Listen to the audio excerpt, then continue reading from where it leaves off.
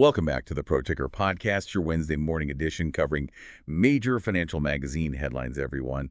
Today, we're not just skimming the reports. We're really diving into what feels like the central tension right now in finance.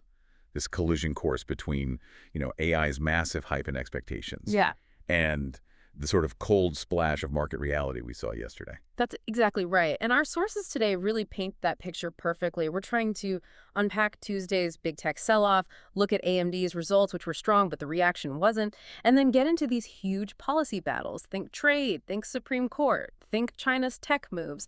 The core message, I think, from analysts seemed to be a warning about, getting tunnel vision on AI and whether these massive spending levels are truly sustainable. Okay, let's start with that sell-off then. Segment 1. AI hype meets gravity. Yeah. Looking at the numbers, it was steep. NASDAQ down over 2%, S&P lost, 1.17%. There was a real sense of fear driving it felt like. Yeah, it did. And it wasn't just contained here. You saw Asian markets, European markets follow suit pretty quickly. The reporting highlighted this global ripple effect. And what's really interesting, or maybe worrying, depending on your perspective, is that it wasn't triggered by, terrible earnings across the board. It was this specific fear of an AI-fueled bubble. Right. Like, look at Palantir. That stock has been sort of the AI darling, hasn't it? Absolutely. And it plunged nearly 8%, Yeah. despite what everyone called a blowout quarter. Exactly. That's the key point. It wasn't punishment for missing. It was almost like the perfection they delivered still wasn't enough to justify the sky-high valuation. The market's moving the goalposts, it seems. The Oracle dropped, too, almost 4%. Yep. And the European Tech Index, the stock 600 at Tech, also down significantly. It points to this global unease over valuations. We're hearing warnings from analysts, big names like Goldman, Morgan Stanley, basically saying, hold on, there's a potential mismatch coming between future revenues and the sheer amount of money needed to build out this AI infrastructure. So investors are essentially saying, okay, great quarter, but we already priced in beyond great, and we need more proof now. Precisely. They want to see sustainable margins, real profitability emerging from all this spending, not just promises years down the line. And that leads us perfectly into AMD. Okay, segment 2, AMD earnings and the geopolitical AI split. So Right. AMD delivered right. Their Q3 numbers beat expectations. EPS, $1.20 versus $1.06 expected. Revenue, $9.25 billion versus $8.74 billion. That's huge growth, 36% year over year. Phenomenal growth, absolutely. But the stock still dropped, almost 5% in extended trading. What gives? It really comes down to the guidance, specifically the adjusted gross margin. They guided to 54.5% for the current quarter, Okay. which only met what analysts were expecting. It didn't beat. Yeah. And when stock is trading at such high multiples based on massive future growth expectations, just meeting on something like margin guidance, it suggests maybe all that future growth is already baked into the price. There's pressure there. Wait, but hang on. They just announced these massive deals with OpenAI and Oracle. OpenAI taking potentially 6 gigawatts of their Instinct GPUs, Oracle deploying 50,000 chips. Isn't that the long-term story we should focus on, not a slight margin miss? That's the million-dollar question, isn't it? Or maybe the multi-billion-dollar question. These deals are monumental. Lisa Su, AMD's CEO, is talking about AI becoming a tens of billions-dollar business for them by 2027. Huge potential. But the margin pressure, even with these wins, shows just how expensive this AI arms race is. The competition, the cost of R&D, manufacturing, it's eroding some of that potential profit upside, even as the top line grows. So massive confidence in the future vision, but the present cost of achieving it is pinching margins now. You got it. And just to add another wrinkle, there was that detail in a securities filing. Amazon sold its entire stake in AMD as of September 30th, all 822,000 shares. Wow. Okay, maybe just portfolio management, but still not exactly a vote of confidence from a huge cloud player. It certainly adds to the mix, yeah. Doesn't help the narrative right now.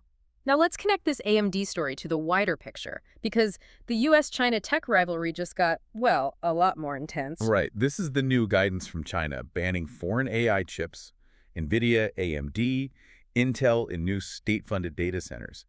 That feels like a really significant step. It is. It's probably one of the most aggressive moves Beijing has made towards AI chip self-sufficiency. It directly impacts chips like NVIDIA's H20, which were designed specifically for the Chinese market under previous restrictions. So they're really trying to force the use of domestic chips in these big projects. Exactly. It risks widening the computing power gap in the short term? Maybe. But it's a clear long-term play for technological independence. It carves out guaranteed market share for their own chip makers. But interestingly, despite this tension, we're seeing reports that some big private equity players in Asia are still bullish on China's tech scene. Yeah, figures like Hillhouse's Zhang Lei. Their argument essentially is that while the U.S. might lead on foundational chip tech for now, China's strength will be in the AI application layers. Think software, services built on AI. They point to China's massive consumer base, the speed of product development and iteration there. They believe China will ultimately lead in how AI is used. And we're seeing signs of that domestic innovation push, right? Like XPeng's recent AI Day. Absolutely. Announcing robotaxis, humanoid robots, Yeah. all powered by their own self-developed AI chip, the Turing chip. And that chip has some serious specs. It does. 3,000 TOPS tera operations per second.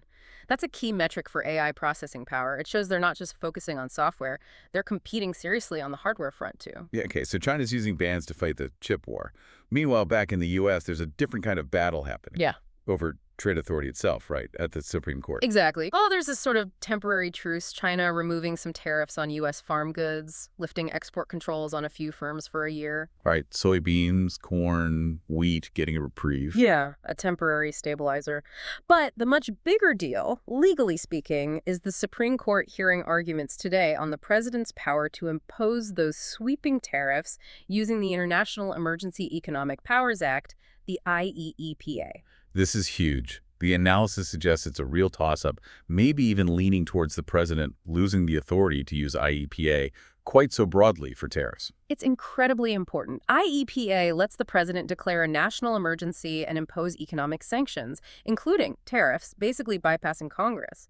The court is looking at whether that power has been stretched too far. We're talking hundreds of millions in duties collected daily under these tariffs, around $556 million a day, according to one estimate. This case could fundamentally reshape presidential power over trade and foreign policy. Okay, let's shift gears slightly. Segment 4. Looking at corporate risks, governance, execution. Starting with Tesla. Their shareholder meeting is Thursday, and it's all about this potential, almost unbelievable, $1 trillion pay package for Elon Musk. The board's message seems to be, pay him. Or he might walk, or focus more on XAI. The governance issues here are just massive. You've got proxy advisors, major pension funds like CalPERS, the Norwegian Sovereign Wealth Fund, all coming out against it. They're pointing to the sheer size, the potential dilution for other shareholders, and this huge key person risk relying so heavily on one individual. But is the board wrong? If the market truly values Tesla because of Musk and his vision for robotaxis and robots, do shareholders kind of have to pay up to keep him focused? Well, that's certainly the argument the board is making, isn't it? They're framing it as essential to securing that future high-risk, high-reward potential. But it's happening against the backdrop, remember, where Tesla directors already had to return almost $1 billion in a settlement over previous excessive compensation. It's a really unprecedented test of faith in the CEO's vision over, perhaps, conventional governance. And speaking of execution risk, it's not just about vision. We saw that impacting the AI supply chain too, right? Supermicro computing. Yeah, SMCI. They're a big player in AI servers, a competitor to Dell and others. They missed their Q1 estimates, and the stock dropped about 10%. Their reason: delivery delays tied to design changes. It's a reminder that even if you have the orders, actually building and shipping these complex AI systems on time, especially when integrating new chips like NVIDIA's or AMD's latest, is incredibly difficult. Execution matters. And analysts noted they might be sacrificing margins just to win those big deals too, right? Like we talked about with AMD. Exactly. JP Morgan highlighted that trend leaders potentially cutting margins to lock in large cloud deals, which limits the immediate profit upside. It's a tough competitive landscape. Okay, and briefly on the pharma side, pipeline risk. Novo Nordisk. Right, the maker of Ozempic and Wegovy. Huge success story, but they lowered their full-year growth outlook. Why? Competition heating up. Yeah, pricing pressures and more competition entering the weight loss drug market. But look at their response. They're in this intense, reportedly $10 billion bidding war with Pfizer for a biotech firm called Metsera. So even as current growth faces headwinds, they're aggressively trying to buy future growth, acquire new assets, and bolster their pipeline to stay ahead. It shows how crucial that forward-looking pipeline is in pharma. Okay, let's try and connect these dots in our final segment. Before we do, we have to mention the elephant in the room, the macro risk that's just sort of hanging over everything, the U.S. government shutdown. Still going on now, the longest in U.S. history, right? Yeah. 36 days. Yep. And the economic damage is real and mounting. Goldman Sachs is estimating it could shave off over a full percentage point, 1.15 points, from Q4 GDP growth. And it creates this crazy information blackout, too. The Fed just made an interest rate decision without the latest jobs report, without key inflation metrics, because the agencies that collect the data are shut down. We're flying blind, essentially, in a really complex economic environment. It just adds another layer of uncertainty onto everything we've been discussing. So to bring it all together for you, the listener, what we're seeing is this stark clash. On one hand, you have incredible corporate confidence, AMD forecasting massive future revenue, XPeng building its own advanced AI chips. Right, that visionary stuff. Butting right up against the immediate hard realities. Margin pressures squeezing profits now, geopolitical walls going up like China's chip ban, execution risks like we saw with Supermicro, and a market that's suddenly demanding proof, not just promises. The tension is palpable. Are investors buying the long-term AI dream, the technological transformation? Or are they focused on the immediate hurdles, the costs, the risks, the geopolitical roadblocks, the potential for a bubble? Right now, it seems caution is winning out. Okay, here's a final thought to leave you with, something to mull over. Given how much the market seems obsessed with the potential of AI, robo-taxis, humanoid robots, the whole ecosystem, Yeah.